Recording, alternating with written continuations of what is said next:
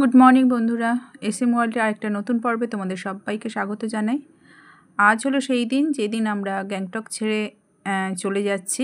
দেখতেই পাচ্ছ রেডি হয়ে গেছি। আমাদের লাগেজ কিন্তু একেবারে রেডি। এই দুটো ব্যাগ আর আমরা দুজনে দুটো কাঁধে নেব, এরকম দুটো ব্যাগ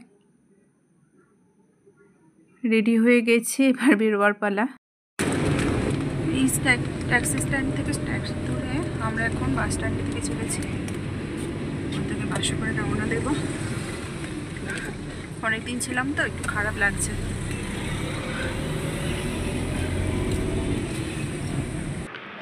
যে বাস স্ট্যান্ডে পৌঁছে গেছি। ট্যাক্সি স্ট্যান্ড থেকে বাস স্ট্যান্ড আসতে বাই কার আমাদের 5 মিনিটেরও কম টাইম লেগেছে। তো তাতেই 150 টাকা নিল। কি আর করা যাবে, কিছু করার নেই, যা নিয়ম সেটা তো করতেই হবে।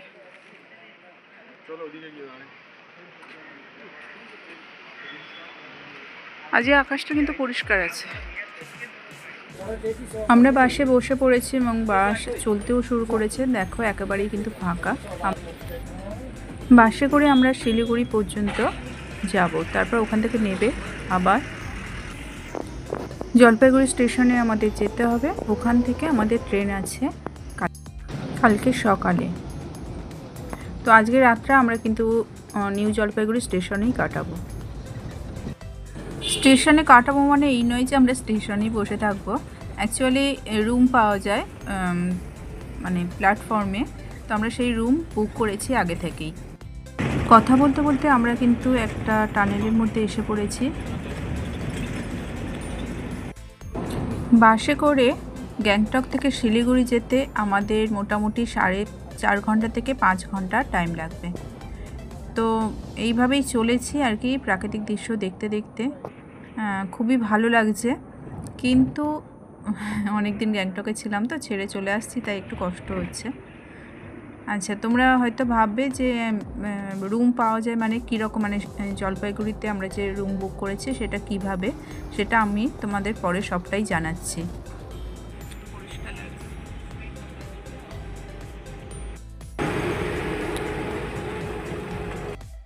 দেখো বন্ধুরা, এটা হচ্ছে সিকিম মণিপাল ইউনিভার্সিটি। তিস্তা নদীর ধার ঘেঁষে আমরা চলেছি।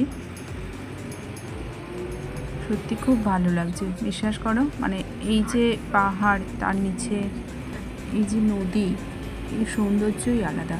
তোমরা নিশ্চয়ই সবাই স্বীকার করবে। হ্যাঁ, তো যেটা বলছিলাম, সে নিউ জলপাইগুড়িতে আমরা কিভাবে রুম বুক করেছি। অ্যাকচুয়ালি যারা মানে ট্রেনের টিকিট কাটে, তারা যদি টিকিটটা দেখাতে পারে তাহলে রুম কিন্তু পাওয়া যায়। আমরা সকালবেলা ট্রেনে আমাদের ফেরার কথা, মানে 8টার সময় ট্রেন। তো আমরা তো অত দূর থেকে আসতে পারবো না, তাই এতে মানে প্ল্যাটফর্মে মানে স্টেশনে রুম বুক করাটাই আমাদের জন্য বেস্ট অপশান ছিল। বাইরে থাকলেও আসতে হয়তো লেট হতো, ওই জন্য একেবারে স্টেশনের মধ্যেই আমরা রুমটা বুক করেছি। আমাদের যদিও এটা ফার্স্ট অভিজ্ঞতা, দেখবো যে রুম কেমন হয় বা সেখানকার পরিবেশ তাহলে যদি সব কিছু আমরা ভালো পাই তাহলে অবশ্যই পরের বারে এইভাবেই আমরা থাকবো, হোটেলে না থেকে। এখন দেখার যে কেমন অভিজ্ঞতা হয় আমাদের সাথে। আমরা ধীরে ধীরে এগিয়ে চলেছি। সকালবেলা বেরিয়েছি শুধুমাত্র চা আর কফি খেয়ে, মানে আমি কফি খেয়েছি, আমার হাজব্যান্ড চা খেয়েছে।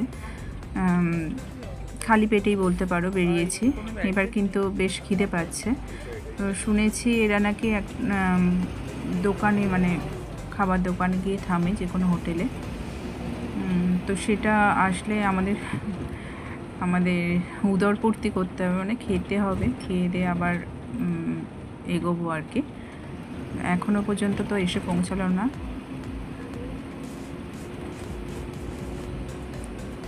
দেখো জলের কালারটা কি অপূর্ব লাগছে না? দারুণ লাগছে দেখতে। এখানে তোমরা নিশ্চয়ই সবাই জানো যে এখানে কিছুদিন আগে কিন্তু পাড় ভেঙে গেছিলো, নদীর পাড় ভেঙে রাস্তা একেবারে বন্ধ হয়ে গেছিলো।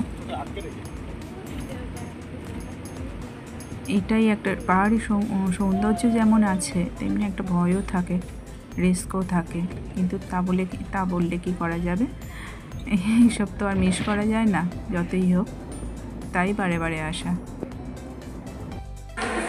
এই একটা হোটেলে বাস থেমেছে, এখানে কিছু খাওয়া দাওয়া করবো। ছোটোখাটোই হোটেল, বেশ ছিমছাম।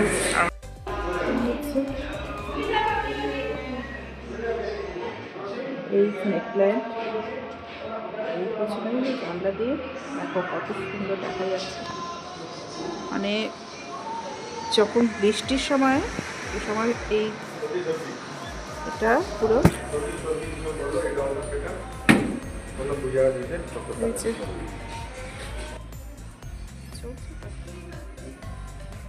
বৃষ্টির সময় পুরোটাই জলে ভরে যায়, মানে তখন এই জায়গাটা জল থই থই অবস্থা আর কি। এখন শুকনো। এই আমরা রুটি সবজি অর্ডার করেছিলাম। এটা ডাল হবে মনে হয় সবজি দিয়ে, এটা কি বুঝতে পারছি না। এটা একটা সবজি, কি সুন্দর কাঁসার থালায় করে দিয়েছে দেখো।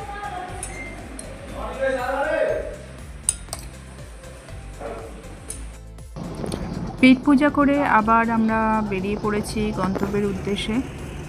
এখান থেকে বললো আর 2.5 ঘন্টা মতো রাস্তা, তো ততক্ষণ কি আর করা যাবে, অপেক্ষা তো করতেই হবে।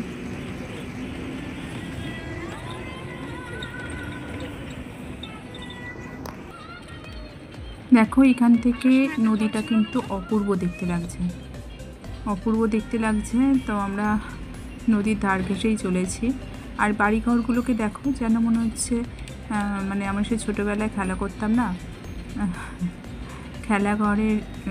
খেলাঘর আর কি, সেরকমই লাগছে। যেন মনে হচ্ছে কেউ এমনি নিয়ে বসিয়ে দিয়েছে আর কি। পাহাড়ের বাঘ ঘেঁষে এপার ওপার করে এই সাপের মতো আর কি এগিয়ে চলেছি। এবার সমতলের দিকে যাচ্ছি, তো তাই বাঘগুলো অপেক্ষাকৃত কম, কিন্তু বেশ ভালো লাগে। এই যে ফাঁকা ফাঁকা জায়গাগুলো দেখা যাচ্ছে, এর মধ্যে থেকে কিন্তু বর্ষাকালে প্রচুর জল নামে, যেটাকে আমরা জলপ্রপাত বলে থাকি। দারুণ দেখতে লাগে তখন। এবার এগিয়ে চলেছে এক কালী মন্দিরের উদ্দেশ্যে। মানে যদিও আমরা নামতে পারবো না, কিন্তু দর্শন তো হবে, দূর থেকে হলেও মায়ের জায়গা একটু চোখে দেখা হবে। শুনেছি খুবই জাগ্রত। এই যে দেখো আমরা পৌঁছে গেছি। এখানে মেলার মানে মালা, ধূপ, ফুল সব পাওয়া যায়। আর ওই যে উপরে ওখানে মায়ের মন্দির। মাকে প্রণাম করে আবারও এগিয়ে চললাম আমাদের গন্তব্যের উদ্দেশ্যে। তো বন্ধুরা, আমরা জলপাইগুড়িতে পৌঁছে গেছি এবং রাতটা জলপাইগুড়ি স্টেশনে ওই যে রুম বুক করা ছিল সেখানে থাকার পরে সকালবেলা 8:30 ট্রেনে আমরা কিন্তু আবার যাত্রা শুরু করেছি। এর মধ্যে আগের দিন রাত্রেবেলা যে রুমে আমরা ছিলাম সেই রুম সম্বন্ধে কিছু কথা তোমাদের আমি অবশ্যই জানাবো। আমার অভিজ্ঞতা কেমন সেটাও তোমাদের জানাবো, আর কিভাবে তোমরা ওই রুম বুক করতে পারবে সমস্ত ডিটেলস কিন্তু আমি তোমাদের জানিয়ে দেব।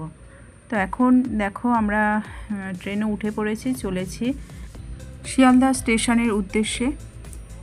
কাঞ্চনজঙ্ঘা এক্সপ্রেসে আমরা যাত্রা শুরু করেছি। আমরা কালকে শিয়ালদা স্টেশনে গিয়ে নামবো, তখন সন্ধ্যে মানে কালকে নয়, আজকেরই তো। আজ সকাল 8:30টায় যাত্রা শুরু হয়েছে, আর নামবো আমরা ওই 7:30 8টার দিকেই শিয়ালদা স্টেশনে। তো আর কি বন্ধুরা, আজ ব্লগটা আমি এখানেই শেষ করছি। তোমরা সবাই সুস্থ থেকো, ভালো থেকো আর হাসি খুশি থেকো। আর যদি আমার ব্লগটা ভালো লেগে থাকে তাহলে অবশ্যই লাইক, শেয়ার, সাবস্ক্রাইব করে দিয়ে আমার পাশে থেকো। টাটা।